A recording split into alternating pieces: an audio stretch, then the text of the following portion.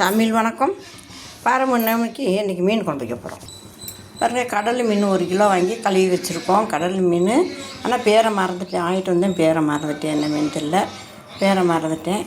இப்போ இந்த மீன் தான் குழம்பு வைக்க போகிறோம். 1 கிலோ மீன் குழம்பு வைக்க போகிறோம்.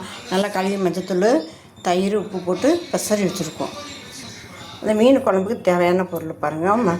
மிளகாய் தூள், பச்சை மிளகாய், வெந்தய பவுடர் வறுத்து முறுக்கி வச்சுருக்கோம். குழம்பு மசாலையில் கொஞ்சம் வச்சுருக்கோம்.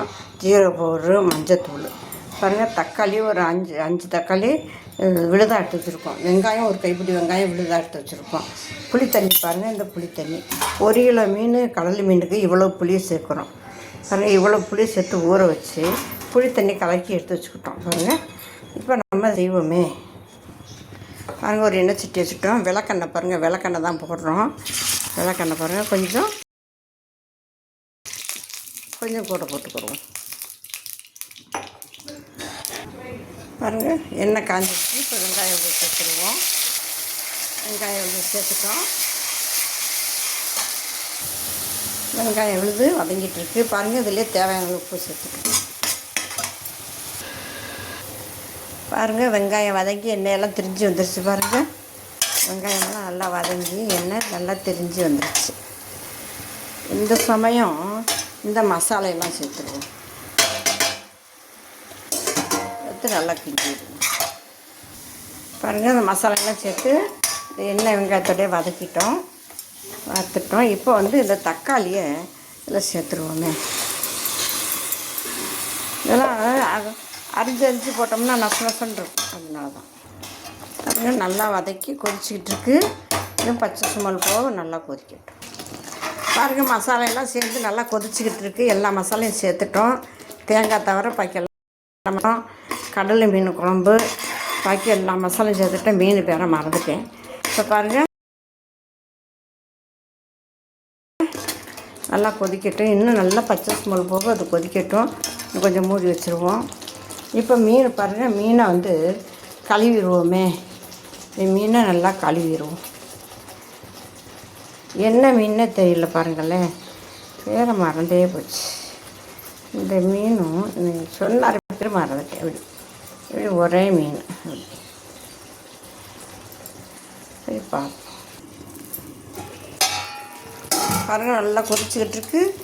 கொதிச்சு எண்ணெய் வெந்து நல்லா பச்சை ஸ்மெல் போக வெந்துட்டுருக்கு. பாருங்கள், கிரேவி இன்னும் நல்லா இன்னும் கொஞ்சம் கொதிக்கட்டும்.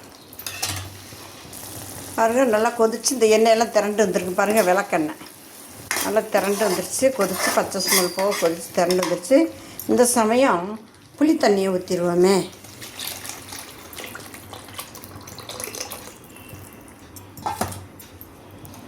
பாருங்கள், ஊற்றிட்டோம். இந்த புளியெல்லாம் கரைச்சி கழுவுன தண்ணியெல்லாம் இதில் சேர்த்துருவோம்.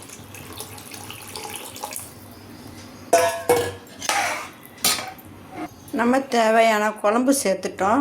இப்போ மூடி போட்டுருவோம். பாருங்கள், குழம்பு நல்லா கொதிச்சிக்கிட்டு இருக்கு. இந்த சமயம் பாருங்கள், பூண்டை 1-2 நச்சு இதில் சேர்த்துறோம். இதெல்லாம் சில மீன் வாயு இருக்கும். கடல் மீன் இந்த பூண்டு சேர்த்துட்டோம்னா அந்த வாயு இருக்காது, வாயு தொல்லை இருக்காது. பூண்டு போட்டு நல்லா கொதிக்குது. பாருங்கள், கொதிக்கட்டும். இந்த சமயம் கருவேப்பிலையை போட்டுருவோம்.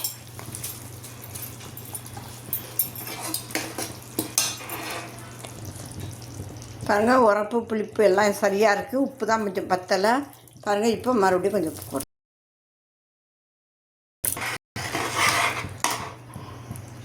இன்னும் கொஞ்சமும் கொதிக்கணும். பாருங்கள், குழம்பு கொதிச்சு இந்த பாதத்துக்கு வந்துருச்சு. தேங்காய் இல்லாமல் விளக்கெண்ணெய் ஊற்றி தான். பாருங்கள், மாங்காய் போடும் இதில்.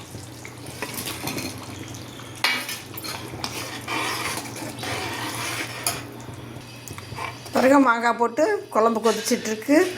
இப்போ மீனை போட்டுருவோமே. இப்போ பாருங்கள், மீன் நல்லா கழுவி எடுத்து வச்சுக்கிட்டோம். இப்போ இந்த மீனை குழம்புல போட்டுருவோம்.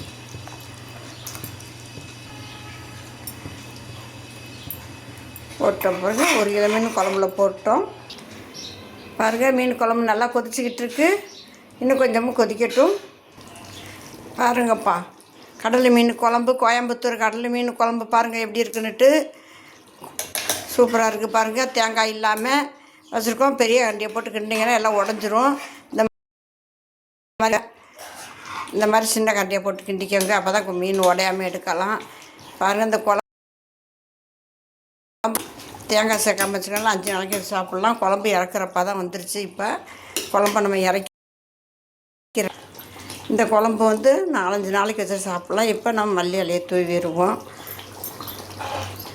1 கிலோ மீனுக்குள்ளே குழம்பு, 1 கிலோ மசாலா பாருங்கள். 1 கிலோ மீனுக்குள்ளே மசாலா சேர்த்துருக்கோம். அருமையான குழம்பு.